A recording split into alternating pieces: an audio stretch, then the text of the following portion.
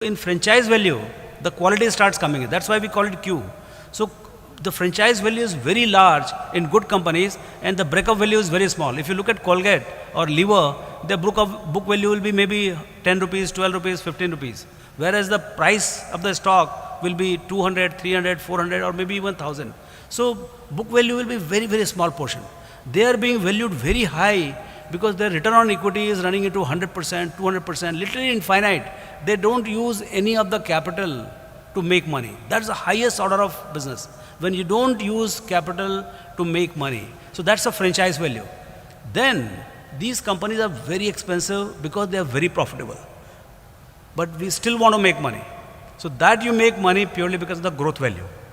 So this fantastic franchise, if Colgate is making say 500 crores and return on equity is say even 100% year after year. But if it remains at 500 and you pay say 40p or 50p, you will not make money, even if it is Colgate. That 500 crores earnings must grow at 10-15%. Then you will make 15 plus maybe 5-6% yield. That will make you about 20% kind of a return. So you need franchise value. See, if you have only breakup value, if the assets are available because they are loss making or they are very bad, if the breakup value, if book value is 20 rupees and you are getting for 20 rupees or even 15 rupees, they are very expensive. They are very expensive unless there is a earnings power, because market loves earnings power. And if there is no earnings power, assets are lying, I don't think anybody cares about it. Only in the peak hours, in the bull run, when market becomes irrational, then these dead assets, they become expensive. But typically, the only breakup value companies where there is no earnings power, they will not be valuable. So you need breakup value, you need franchise value, and you need growth value. And that mathematics is one of the studies where we clearly wrote. And this book is one of the seminal book on Buffettology. Then at the turn of the century, sometime in 2001, Buffett wrote an article in Fortune magazine where he said, at all times, in all markets, in all parts of the world, the tiniest change in the interest rate changes the value of every financial asset. And this quote is more relevant today than ever. Today, there is no interest rates in 2/3 of the world or 3/4 of the world. The world which really matters, America, Europe, Japan, even China is heading towards that. So much of deflation is there. People are issuing 10-year paper at 0 or negative interest rates. A lot of high-end corporates like Nestle, they're able to issue bonds, fairly long-term bonds at 0 or probably negative interest rates. They're trading at those rates. So this is very unprecedented times. So what should be the value of financial assets? Actually technically speaking, you can be 30p, 40p, 50p if the interest rate is permanently done. But the world knows that it is not going to be permanently 0. Maybe it is 1 year, 2 year, 3 year, 4 years. Someday, investor sentiment will rise and global consumers will assert themselves and inflation will come back. But this study we did in 2002, when the interest rate for the first time in India had crashed from 11-12% to about 5%. And that time, all the banks were available at fraction of the prices. That time we started buying all the PSU banks. In 2002, SBI was available for about 200 rupees. And the total market cap was about 10 or 12,000 crores for the SBI. And the bond gains, because of the change in the interest rate, was running into 15 to 20,000 crores. And the bond gain was 15-20,000 crores, and the entire SBI on top of it, and you could buy the entire company for 10,000 crores. That was the kind of possibility it was there. So when you learn these kind of things, you can see a lot of values. Then we were doing other studies. Then we did another study on terms of trade.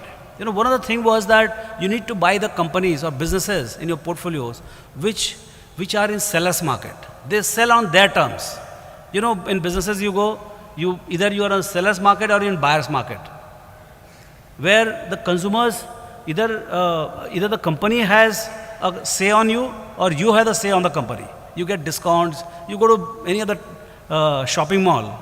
The guy is willing to give you anything for you buying 10, 20,000. By the time you buy, he will give you this benefit, that benefit, because they are in they are not in the seller's market, they're in buyer's market. When the terms of trade changes, what happens is there is no working capital. There are three types of payment mechanism. You buy something, you pay then and there. Typically in retail, that's what really happens. But in the realm of businesses, you have many times you get 60, 70 days to pay for your purchase. Then there is an advance payment, prepayments also there. So what is the terms of trade in a business? At times it is because of the culture, but at times it is about the strength of the businesses. So we did this study. The businesses where profitability is high and terms of trade is favorable, you end up making tons of money. Look at Hero Honda. In 1996, when we bought the product, when we bought the company, at that point of time, there was acute shortage of motorcycles.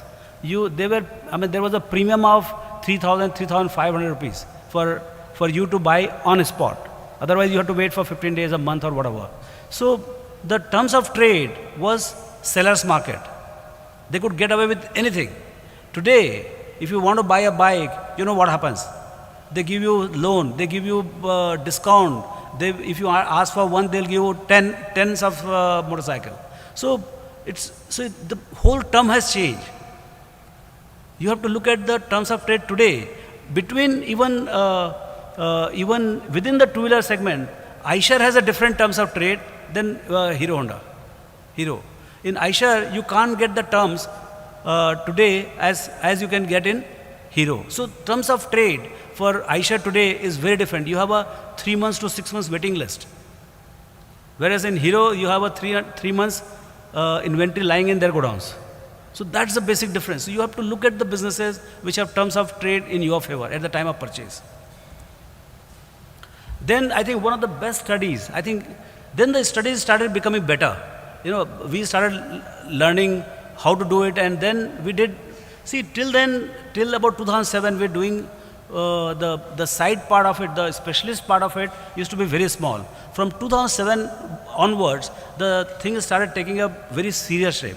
So we did one study called India, the Next $1 Trillion Opportunity.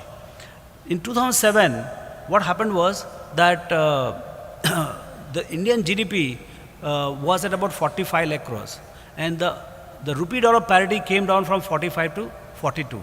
So suddenly we got into $1 trillion club for that particular year. Then we said, let's study this particular phenomenon and what is the significance of this? Because we were about 12th or 13th economy to enter a $1 trillion club.